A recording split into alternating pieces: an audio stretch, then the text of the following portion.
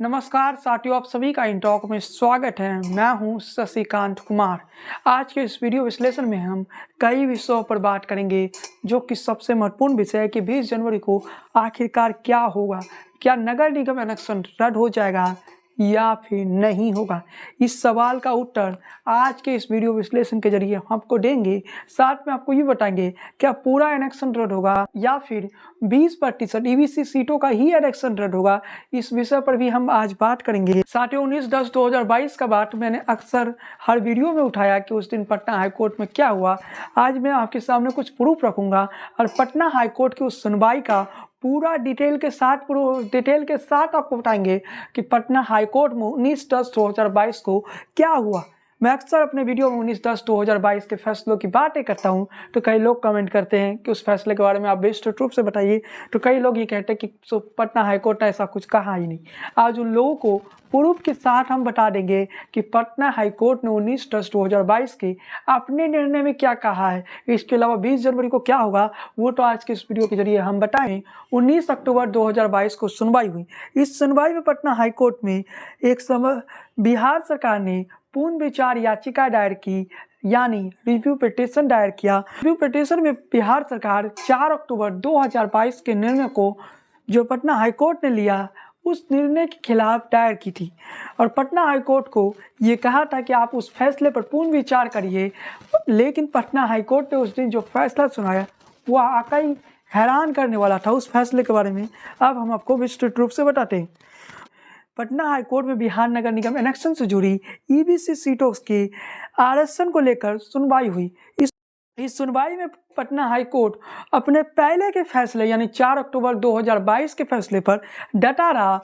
Patna high court ने कोई परिवर्तन नहीं किया, जिसके बाद बिहार सरकार पटना हाईकोर्ट में ये कहा कि सुप्रीम कोर्ट की गाइडलाइन और पटना हाईकोर्ट की जो गाइडलाइन होगी उसी अनुसार हम ट्रिपल टेस्ट प्रक्रिया करवाने के लिए तैयार हैं। पटना हाईकोर्ट में ललित किशोर, जो कि बिहार सरकार के वकील हैं, वो पीटीआई भाषा को अपना एक इंटरव्यू देते हैं। पीटीआई भाषा एक न्यूज एजेंसी है, ये आपको बता रहे थे। कोर्ट में एडवोकेट ललित किशोर जो बिहार सरकार के थे, उन्होंने पीटीआई को दिए अपने इंटरव्यू में बताया कि अदालत राज्य सरकार की दलीलों से सेटिस्फाइड नजर आई, इसलिए पूर्ण विचार का याचिका का निपटारा कर दिया गया है। अदालत उस दिन बिहार सरकार के एडवोकेट ललित किशोर के बातों से सेटिस्फाइड हो गए। उन्होंने कहा कि हमने अभिवेदन किया कि राज्य सरकार पटना हाईकोर्ट द्वारा निर्धारित मापदंडों का पूरा करने के लिए तैयार है। जिस सुप्रीम कोर्ट ने जो गाइडलाइन निर्धारित की थी उसी गाइडलाइन के मुताबिक पटना हाईकोर्ट ने जो कहा ट्रिपल टेस्ट की प्रक्रिया करवाने को, उसके लिए बिहार सरकार तैयार हो गई। यानी 19 अक्टूबर 2022 के निर्णय में पटना हाईकोर्ट फैसला लेते हुए कहते हैं कि चुनाव में जो आरक्षण डिसाइड होगा वो एक स्वतंत्र आयोग के सिफारिशों के आधार पर होगा। इस पर पटना हाईकोर्ट में बिहार सरकार के पक्ष के जो वकील थे उन्होंने बताया कि हमारा ईवीसी आयोग पहले से गठित है, उसी ईवीसी आयोग से हम आरक्षण का समीक्षा करवाएंगे, यानी ट्रिपल टेस्ट की प्रक्रिया करवाएंगे और उसके बाद हम चुनाव करवाएंगे। जिसके बाद पटना हाईकोर्ट ने बिहार सरकार के वकील की बात सुन ली और बिहार सरकार के वकील की बातों से सेटिस्फाइड हो गए। अब यहाँ सबसे महत्वपूर्ण बात यह है कि पटना हाईकोर्ट बिहार सरकार के वकील की बातों से सेटिस्फाइड हो गई। बिहार सरकार के एडवोकेट ललित किशोर को ये कहा कि आप पहले ट्रिपल टेस्ट की प्रक्रिया करवाइए, उसके बाद इलेक्शन करवाने के लिए आप स्वतंत्र है। यानी पटना हाईकोर्ट ने पूरा केस को इस प्रकार से हैंडल किया। पटना हाईकोर्ट ने एक तरह से बिहार सरकार को ये परमिशन उस दिन दे दिया, आप ट्रिपल टेस्ट की प्रक्रिया करवाइए, उसके बाद इलेक्शन करवाने से आपको कोई रोकेगा नहीं। पटना हाईकोर्ट ने शायद 19/10/2022 के निर्णय में कहीं ना कहीं बिहार सरकार को बता दिया कि आप इलेक्शन करवाने के लिए स्वतंत्र है, आप बस ट्रिपल टेस्ट की प्रक्रिया करवाइए। बिहार सरकार ने 26 तारीख को ही ट्रिपल टेस्ट की प्रक्रिया जब पूरी हो गई, ऐसे बिहार का चिकित्सा आयोग ने 18 तारीख को ट्रिपल टेस्ट की प्रक्रिया पूरी कर ली थी, लेकिन 26 तारीख को ट्रिपल टैक्स की जो प्रक्रिया की जो सैंपल साइज एनएन सिन्हा निजी संस्थान को दी गई थी, एनएन सिन्हा निजी संस्थान ने भी वो काम पूरा कर लिया। इसका मतलब है कि ईवीसी सीटों पर जो घमासान मचा है, ईवीसी सीटों पर इलेक्शन रुक जाएगा, उसमें यह महत्वपूर्ण भूमिका ये रहता है कि पटना हाईकोर्ट तो बिहार सरकार के जवाबों से सर्टिफाइड हो गई थी। ललित किशोर के जवाबों से पटना हाईकोर्ट सर्टिफाइड हो गई थी। अब दूसरी तरफ हम जाते हैं सुशील मोदी और वो पक्ष जो बिहार सरकार के अगेंस्ट में है, उनके बातों को माने तो सुप्रीम कोर्ट ने नोटिफाइड नहीं किया है।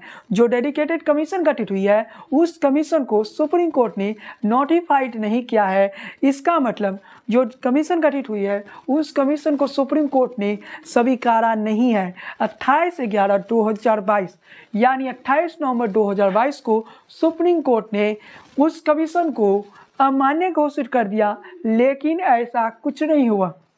में सबसे पहले अगर इन्हें यह लगता है कि ये जो आयोग, ये जो कमीशन डेडिकेटेड कमीशन गठित हुई है, ये कमीशन जेडीयू और आरजेडी का कमीशन है, तो इन लोगों को पटना हाईकोर्ट में विरोध करना चाहिए था, लेकिन वहां पर ये लोग विरोध नहीं करते। इसी से समझ लीजिए कि ये लोग किस प्रकार से आपको गलत जानकारी या गलत फैक्ट आपके सामने रख रहे।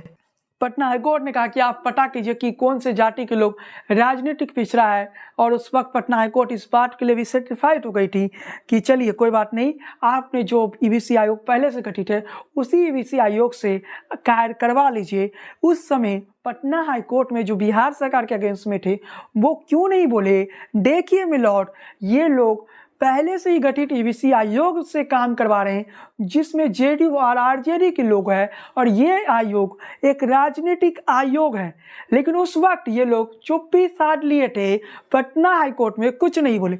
जब 26 तारीख को सारा काम पूरा हो गया, इलेक्शन का डेट 1 या 2 दिन में आने ही वाला था, तब ये लोग सुप्रीम कोर्ट पहुंचते हैं और एक नया तरीके से ड्रामा करते हैं। पहले सुप्रीम कोर्ट ने क्या कहा था कि जो आर्थिक तौर पर पिछड़े हैं उनका आयोग नहीं गठित होना चाहिए। पहले सुप्रीम कोर्ट 28/11/2022 को जो निर्णय लिया उसमें सुप्रीम कोर्ट ने आर्थिक आधार पर कोई पिछड़ा आयोग गठित ना हो, इस पर रोक लगाने की बात कही थी, जो कि बिहार राज्य में कोई आर्थिक तौर पर पिछड़ा आयोग बना ही नहीं था।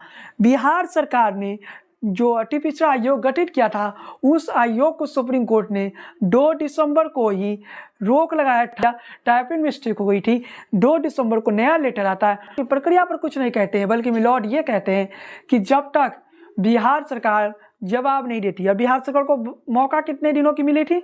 4 से 5 सप्ताह, यानी करीब 1 महीने का बिहार सरकार को वक्त मिला था और बिहार सरकार को जवाब देना था। जो आयोग बिहार सरकार ने बनाया वो आयोग कितना सही है। बिहार सरकार अपना पक्ष रख रही है। बिहार सरकार कह रही है कि हम मध्य प्रदेश के तर्ज पर आरक्षण दिए हैं। मध्य प्रदेश में सुशील मोदी जैसे नेता कहते हैं 35% आरक्षण दिया था, लेकिन हमारे रिसर्च में मध्य प्रदेश के जो आरक्षण थे वो 25 से 27% के आसपास थे। इसके साथ ही बताते चले कि बिहार सरकार मध्य प्रदेश के तर्ज पर आरक्षण दिया है, ये बातें सुप्रीम कोर्ट में बिहार सरकार बताने वाली। इसके अलावा सुप्रीम कोर्ट में बिहार सरकार अपना पक्ष और भी कई मजबूत आधार रखेंगे। बिहार सरकार ये भी बताएंगे हमारा जो राज्य स्तर पर कमेटी के अध्यक्ष थे वो एक पूर्व रिटायर्ड जज है, पटना हाईकोर्ट के पूर्व रिटायर्ड जज है। इसके अलावा बिहार सरकार सुप्रीम कोर्ट में और भी कई महत्वपूर्ण बातें रख रही है। लेकिन इन सभी बातों के बीच एक सवाल तो बनता है, क्या वाकई 20 जनवरी को सारे सीटों का इलेक्शन रद्द हो जाएगा? तो इसका उत्तर है सारे सीटों का इलेक्शन रद्द करवाना आसान नहीं है। मैं पटना हाईकोर्ट की एक बात याद दिलाता हूं, जब 19/10/2022 को रिव्यू पिटीशन दायर करने के लिए बिहार सरकार पटना हाईकोर्ट में पहुंची थी रिव्यू पिटीशन के सुनवाई के दिन, तो उस वक्त पटना हाईकोर्ट इस बात से हैरान हो गई थी कि पूरे राज्य का चुनाव स्थगित कर दिया गया था, जबकि पटना हाईकोर्ट ने केवल 20% सीटों का इलेक्शन रद्द किया। इसी आधार पर आप कह सकते हैं सुप्रीम कोर्ट भी इलेक्शन रद्द करेगा तो केवल 20% ईवीसी सीटों का। इसके साथ ही आपको बताते चले कि इससे पहले महाराष्ट्र वाला मामला की बात की जाती है ना, महाराष्ट्र का मामला बिहार से बिल्कुल ही अलग है। महाराष्ट्र में 2 राज्यों का उदाहरण देकर बिना ट्रिपल टेस्ट की प्रक्रिया किए ही आरक्षण दे दिया गया था ईबीसी को। उसके बाद महाराष्ट्र की सरकार को उन 20% सीटों पर जनरल करके चुनाव करवाना पड़ा। उसी तरह लेटर अगर सुप्रीम कोर्ट 20 जनवरी को आरक्षण रद्द करती है तो 20% ईबीसी सीटों पर रद्द होगा। इसके अलावा जो लोग बिहार सरकार के अगेंस्ट में हैं उनका मनोबल बढ़ जाएगा, वो पूरा चुनाव को रुकवाने का भी प्रयास करेंगे। उसके आगे भी वो कई और केस दायर करेंगे। लेकिन ये भी समझ लीजिए कि 20 जनवरी का फैसला अंतिम फैसला नहीं होगा। उसके बाद भी हो सकता है बिहार सरकार के पास कानूनी विकल्प खुली हुई है और उन कानूनी विकल्पों का बिहार सरकार जरूर प्रयोग करेगी। लेकिन जो बिहार सरकार के लोग हैं वो अभी भी बता रहे हैं कि हम लोग ये केस जीत चुके हैं। बिहार सरकार के जो एडवोकेट हैं वो भी ये दावे कर रहे हैं ये केस बिहार सरकार जीत चुकी है, जबकि बिहार सरकार के खिलाफ जो लोग हैं वो दावे कर रहे हैं ये केस बिहार सरकार हार गई या नहीं। ये सवाल भी उठ रहा है। तो टीपीसी आयोग ने अपना कार्य सही तरीके से किया नहीं, इस सवाल का उत्तर है सुप्रीम कोर्ट में 20 जनवरी को मिल जाएगा। 20 जनवरी का इंतजार तो हम सभी को है, लेकिन इसके साथ ही आपको बताते हैं इन टॉक पर लगातार आपको कई और जानकारियाँ और कई और फैक्ट रखेंगे। तो अभी तक जो हमारे पास रिसर्च आया, हमने काफ़ी लंबा रिसर्च किया, पूरी रिसर्च पर वीडियो बनाएंगे। तो आज का वीडियो 30 से 40 मिनट का बन जाएगा, इसलिए अगले पार्ट का इंतजार करिए। अगले पार्ट में हम आपको और भी जानकारी देंगे नगर निगम इलेक्शन से जुड़ी। इन टॉक पर बने रहिए और इस चैनल के साथ बने रहिए, क्योंकि आपको नगर निगम से जुड़ी कोई भी अफवाह यहाँ पर नहीं मिलेगा, सच मिलेगा। जो सच है वही बताया जाएगा। तो सबसे पहली चीज़ समझ लीजिए कि डेडिकेटेड कमीशन को सुप्रीम कोर्ट ने अमान्य घोषित नहीं किया है, बल्कि सुप्रीम कोर्ट ने 4 से 5 सप्ताह के अंदर बिहार सरकार से जवाब मांगा है। आदेश की कॉपी दिखाई जाती है, उस आदेश की कॉपी हम लगा देते हैं, जिसमें सुप्रीम कोर्ट नोटिफाइड नहीं कर रहे हैं डेडिकेटेड कमीशन को। इसके अलावा आपको बताते चले कि डेडिकेटेड कमीशन को नोटिफाइड नहीं कर रहे, ये सब दिखा रहे हैं, लेकिन ये नहीं बता रहे कि 4 से 5 सप्ताह में बिहार सरकार को उत्तर भी नहीं है। और बिहार सरकार क्या उत्तर देती है, ये बातें भी अदालत में महत्वपूर्ण हो जाती है। जब हम रिपोर्ट को एनालिसिस करते हैं तो इस बातों में दम लगता है कि बिहार सरकार ने कुछ गलतियां की है।